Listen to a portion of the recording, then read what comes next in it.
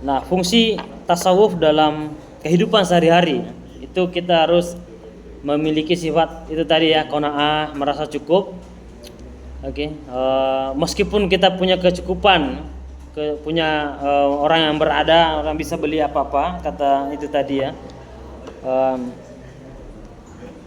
Kata Ibnu Khaldun dalam mukaddimahnya ya, dalam kitabnya Mukaddimah Ibnu Khaldun, kemampuan mengendalikan itu ya, sehingga bisa tampil sederhana, tetapi kualitas yang bagusnya, dia mengkualitaskan dirinya, penghambaan.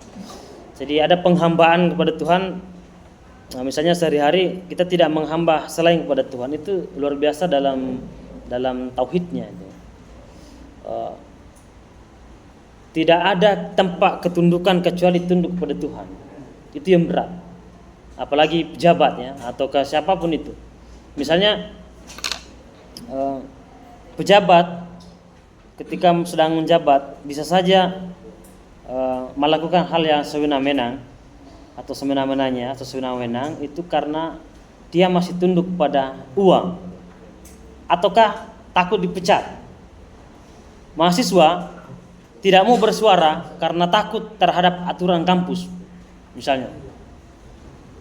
Rakyat menderita, pajak naik, keadilan tidak ada, pejabat koruptor merajalela, pejabat banyak sekali yang korupsi, lantas karena hanya mementingkan diri sendiri ya, nilai saya bagus ya, terserahlah negara mau apa gitu. Nah, itu namanya apatis ya.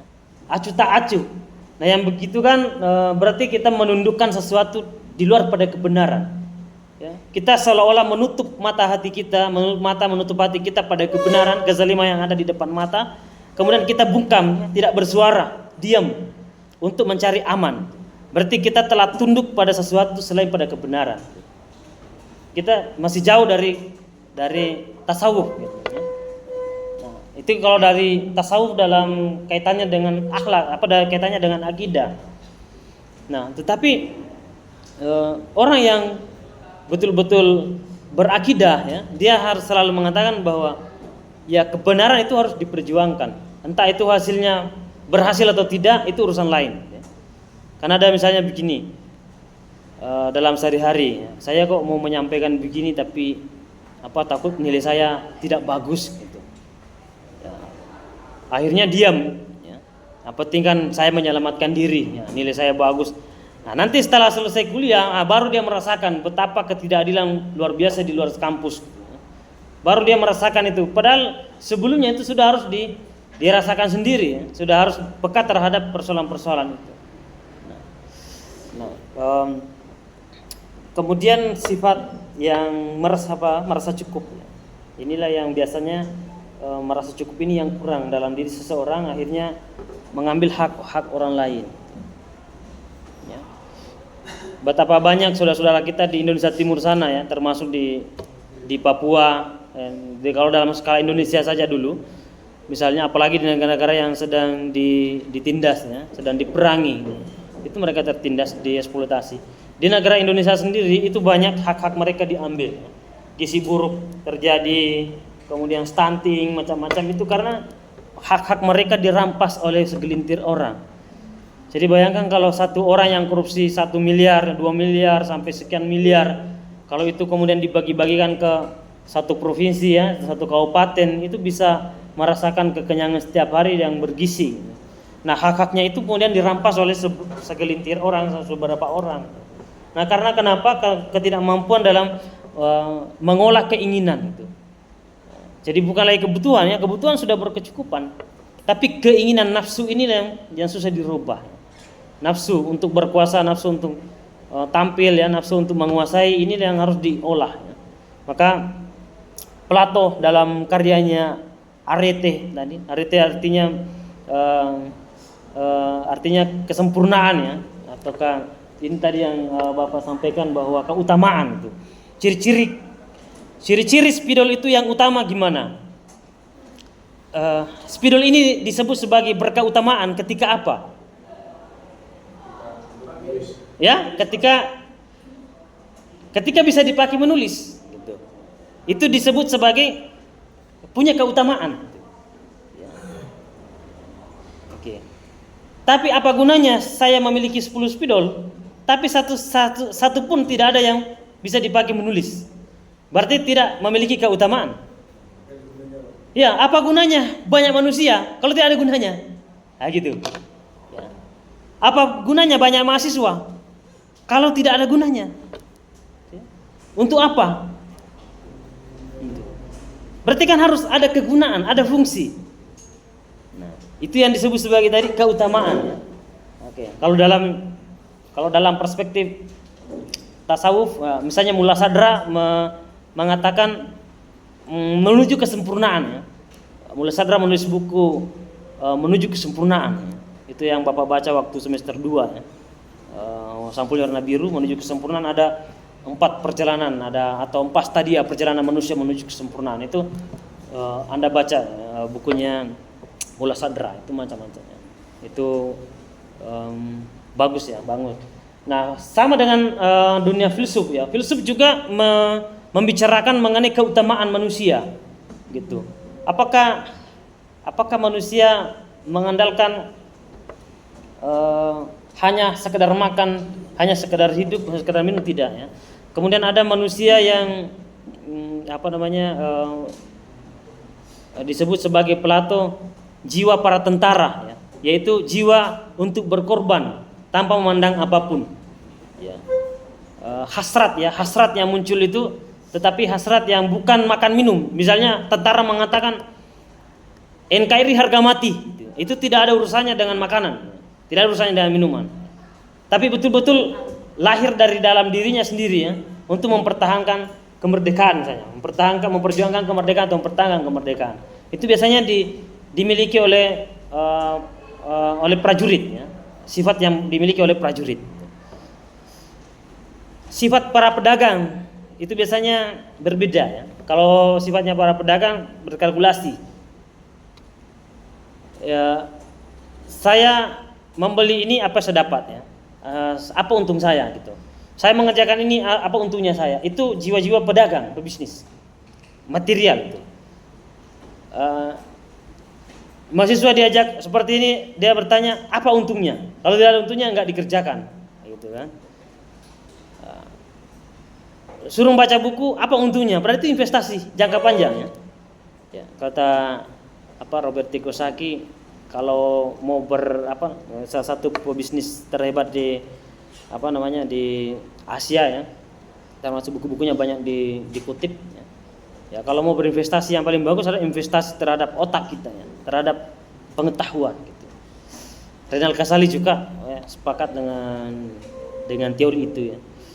Nah, okay. Nah, itu yang menjadi ya percakapan mengenai tasawuf ya, keutamaan. Ya. Manusia disebut sebagai manusia ya. Nah, itu karena apa? Kalau sekedar makan dan minum sama dengan hewan, gitu ya. Memilih rasa nyaman, rasa aman itu sama dengan hewan.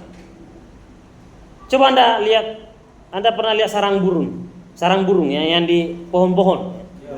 Ya. Dari zaman 0 sampai sekarang, sarang burung itu masih terbuat dari ilalang, masih terbuat dari rumputan. Ya. Tidak ada sarang burung yang terbuat dari emas, ya, perak, tembaga, beton, nggak ada. Mengapa? Karena burung sudah merasa nyaman. Gitu. Ya. Hewan kalau sudah merasa nyaman, tidak ada lagi cara berpikir untuk melampaui itu. Sudah begitu terus. Jadi manusia yang mengatakan dirinya manusia, tapi hidup dalam zona nyaman terus-menerus, maka tidak ada bedanya dengan hewan yang cenderung pada zona nyaman. Tidak ada tantangan, tidak ada perubahan, tidak ada skill yang bisa diandalkan untuk mengubah keadaan. Nah, inilah yang membedakan kita manusia dengan tumbuh-tumbuhan dengan hewan. Maka manusia diangkat sebagai khalifah, gitu ya. Khalifah, manusia sebagai khalifah, karena dialah yang akan mengolah alam semesta ini menjadi sesuatu yang bermakna. Gitu. Ada warisan peradaban yang ditinggalkan, yang diwariskan. Itulah manusia. Gitu. Kata Imam Al-Ghazali, kalau tidak seperti itu, ya, manusia sekedar makan dan minum, ya, manusia sekedar seksual, maka bukanlah manusia sesungguhnya, tapi sosok yang berbentuk manusia. Ya. tapi sifat-sifat manusia itu tidak ada pada dirinya gitu. Oke. Nah, ini yang perlu dikaji dalam dimensi dalam diri kita ya, manusia itu sendiri ya. Oke.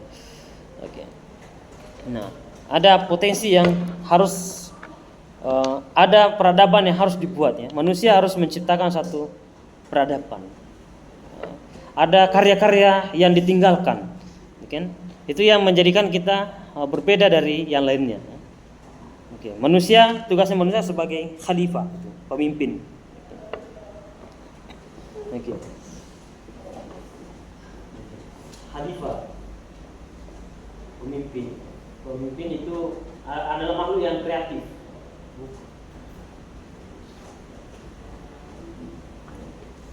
Nah, berarti kalau kita sudah mengatakan bahwa manusia adalah makhluk yang diberikan amanah sebagai khalifah di muka bumi, karena dia yang harus mengatur alam semesta ya. Dia juga yang harus mengatur kelestarian alam gitu. Maka dia diangkat sebagai khalifah. Dan manusia sebaik-baik ciptaan, kata Tuhan sendiri ya, laqad khalaqnal insana fi ahsani taqwim. Manusia sebaik-baik ciptaan. Nah, kalau ada yang setiap hari masih menyembah pohon, menyembah matahari atau menyembah gunung, yang menyembah batu, berarti kan dia merendahkan dirinya sendiri. Ya. Di saat Tuhan sudah mengangkat dirinya sebagai manusia, sebagai khalifah, sebagai pemimpin, sebagai makhluk yang diciptakan dengan sebaik-baiknya ciptaan. Nah, tapi masih jatuh pada penghambaan yang keliru ya, penghambaan selain kepada Tuhan.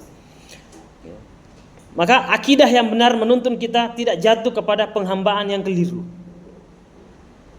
Laki-laki yang jatuh cinta pada seorang perempuan terkadang menghambakan diri. Ya. Artinya dia menempatkan sesuatu yang satu di atas dan satu yang di bawah memuja. Jadi tidak ada kesetaraan. Nah, yang terjadi adalah masalah kemudian hari ya, karena dia pada posisi di bawah gitu ya. Apalagi ketika cintanya ditolak, wah, entah kemana jatuhnya kemana, karena sudah di bawah ya. Makin jatuh ya. Nggak ada wibawa sama sekali. Nah, karena apa? Ada satu yang posisi tinggi, satu yang posisi yang rendah ya, ditinggal. Padahal manusia sama gitu. Manusia sama saja ya. skillnya ditingkatkan ya, akhlaknya dibuat bagus. Kata Tuhan, laki-laki yang baik pasti mendapatkan perempuan yang baik. Perempuan yang baik pasti mendapatkan laki-laki yang baik. Itu namanya hukum kausalitasnya ya. Gitu. Nah, tapi di lapangan tentu ada perubahan-perubahan ya, tergantung usaha manusia juga ya. Ada laki-laki yang kurang bagus mendapatkan perempuan yang bagus ya. Udah usaha. Mungkin karena usaha, karena ada namanya